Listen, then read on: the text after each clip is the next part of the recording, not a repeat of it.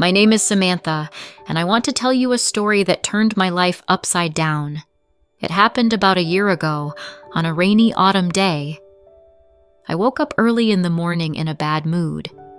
I don't know why, but from the moment I woke up, everything was falling out of my hands.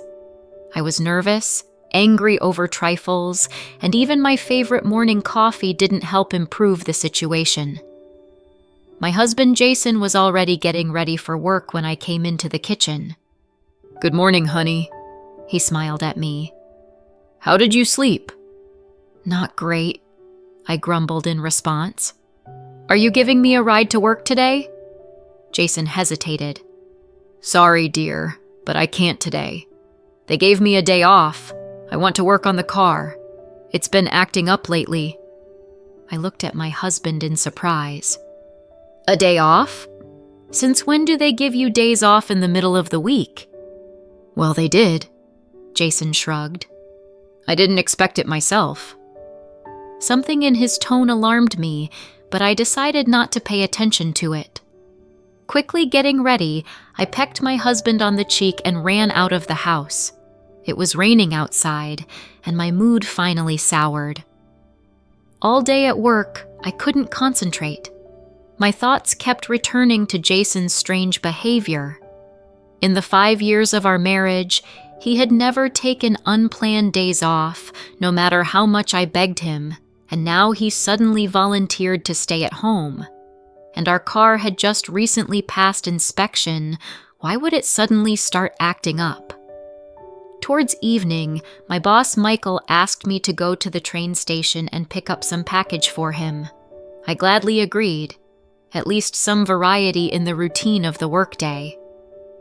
Arriving at the station, I picked up the package and was about to leave when suddenly I noticed my husband in the crowd of greeters. Jason was standing at the edge of the platform, looking for someone on the approaching train. I froze, not believing my eyes. What was he doing here?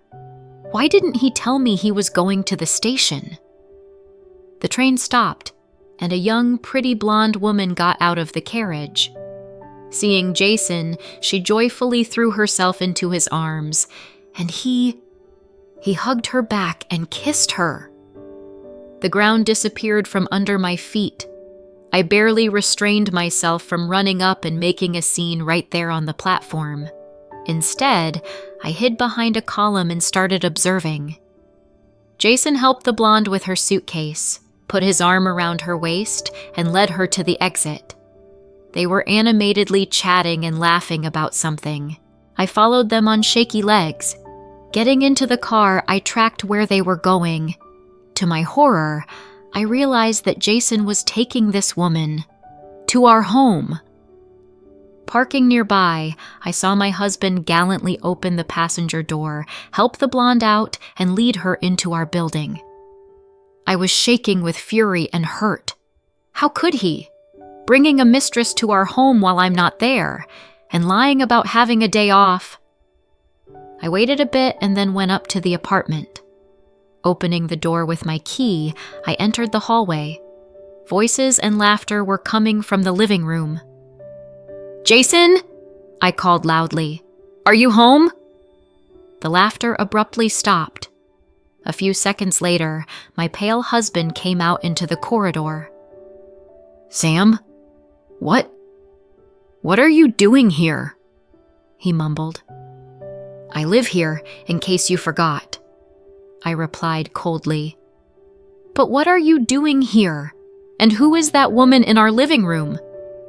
Jason became even more nervous. "Honey, I'll explain everything. It's not what you think." "Oh, really?" I crossed my arms over my chest. "Well, go ahead, explain. I'm all ears." At that moment, the blonde peeked out from the living room. "Oh, hello," she smiled. "You must be Samantha. Jason has told me so much about you." I gave her a withering look. "Well, Jason hasn't told me anything about you, so who are you?" The blonde looked at my husband in surprise. "What, you didn't tell her? Wow, Jay." She turned to me. My name is Emily. I'm an old friend of Jason's. We haven't seen each other for many years, and today I'm passing through town and asked him to put me up for a couple of days. I hope you don't mind. I turned my gaze to my husband. He was looking at the floor, avoiding eye contact with me. Of course I don't mind, I said through gritted teeth. Jason, can I have a word with you? I practically shoved him into the bedroom and closed the door tightly behind us. So how do you explain this? I hissed. What the hell, Jason? You brought some girl into our house without even warning me. Sam, listen. No, you listen, I interrupted him. I saw you meeting her at the station, how you hugged and kissed her. She's clearly not just an old friend. Jason sighed heavily. Okay, you're right. Emily is my ex-girlfriend. We broke up many years ago before I met you, and today she called and said she urgently needed help. I couldn't refuse her. And that's why you lied to me about having a day off? I felt myself boiling with rage. Jason, we've been married for 5 years. I thought there were no secrets between us, and you just easily deceived me and brought your ex into our home. I'm sorry. I know I did wrong. Jason tried to take my hand, but I pulled it away. I just didn't know how to tell you about this.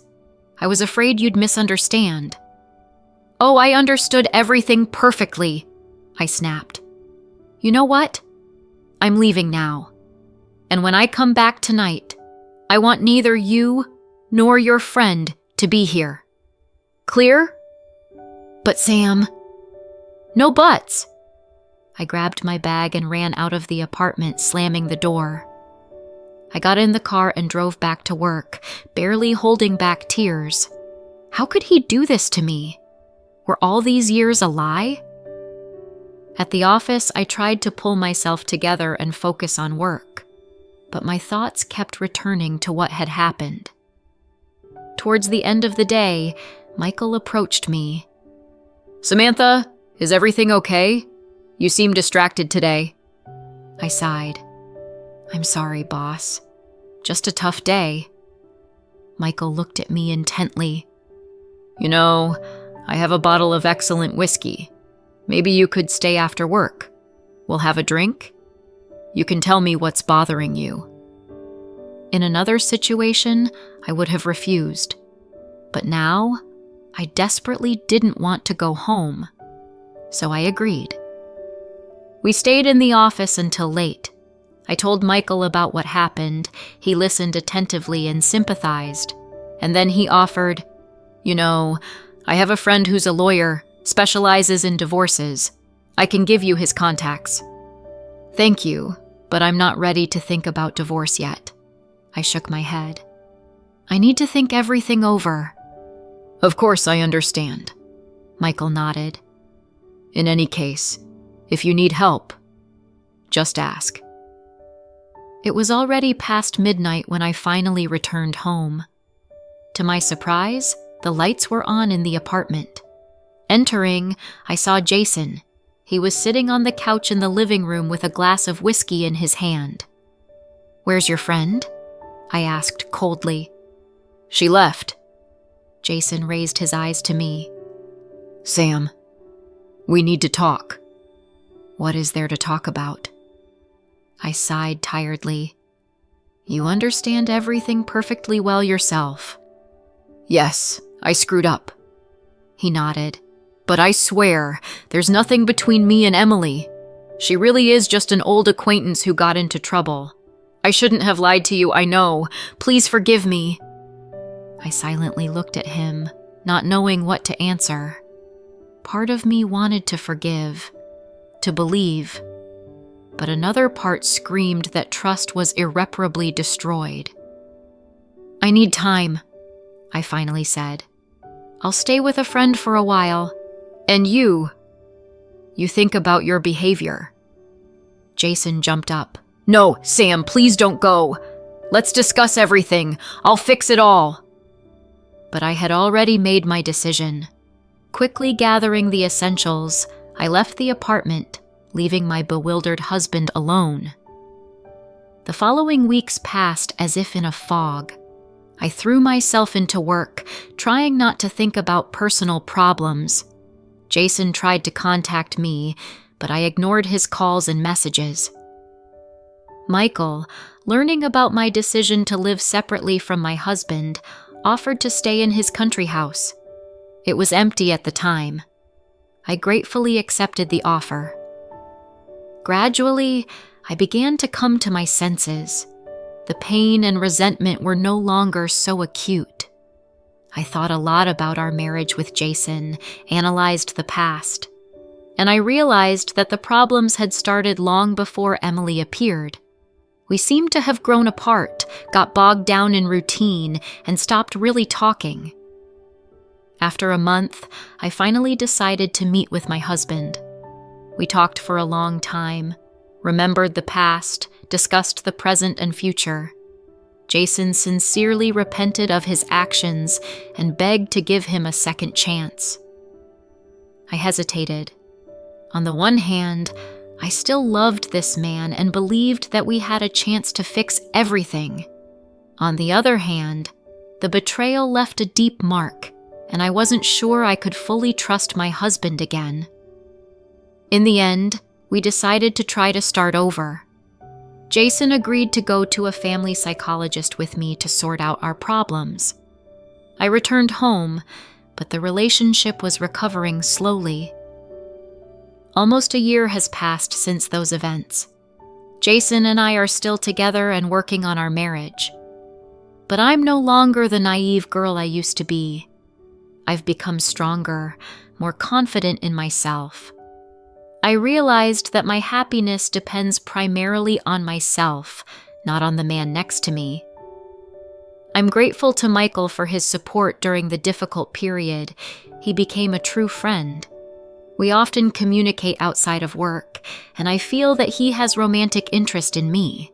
But I'm not ready for a new relationship yet. Now I'm just enjoying life and living one day at a time.